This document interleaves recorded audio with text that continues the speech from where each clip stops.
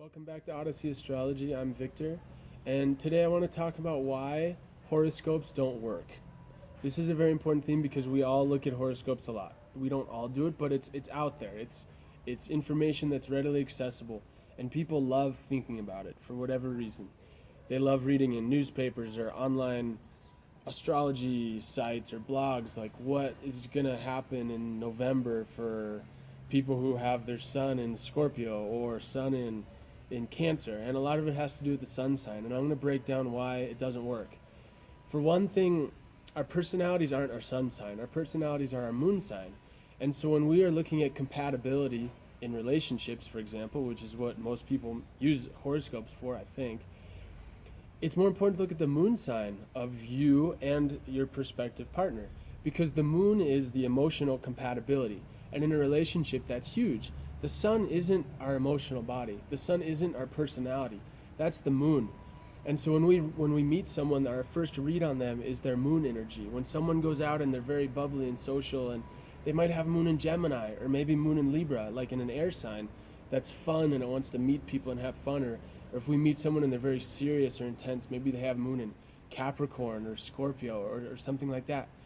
And so if we want someone who's fun and we can go out with and have coffee and chat a lot, like maybe we want someone with moon in an air sign.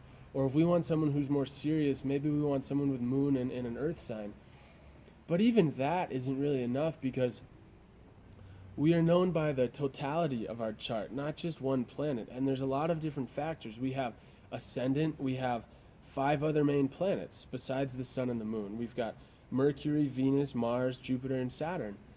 And so we need to look at all of those planets, and to really get a read on if someone's going to work compatibility-wise with us, we need to look at the whole charts together.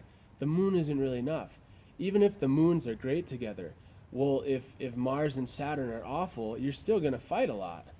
Even if the moon is compatible, yeah, you'll get moments where things are calm, where it's good and nice, but if, for example, Saturn and Mars are in conflict, you're going to feel that a lot.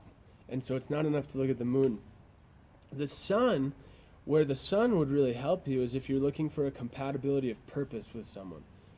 To some extent, it's much more than that. But if we're going to look at it on a very shallow level, the sun represents more of our purpose, our spirituality, how we express ourselves, how we project our will into the world more than anything. The sun is how we project our will. So if someone has sun in Aries, or a really strong sun, that's definitely something to take into consideration a lot, because you'll notice that a lot more. But if the sun's in a water sign or an air sign, it might not be as obvious what's going on with the sun. If the sun's in a fire sign, the person will probably be sort of hard charging. It'll be natural for them to put themselves out there. But it depends on the strength of the sun sign. But in general, there's a couple reasons for you why horoscopes don't work for understanding yourself, or for even understanding your relationships. So I'd love to hear any comments you have, and hope to see you again soon.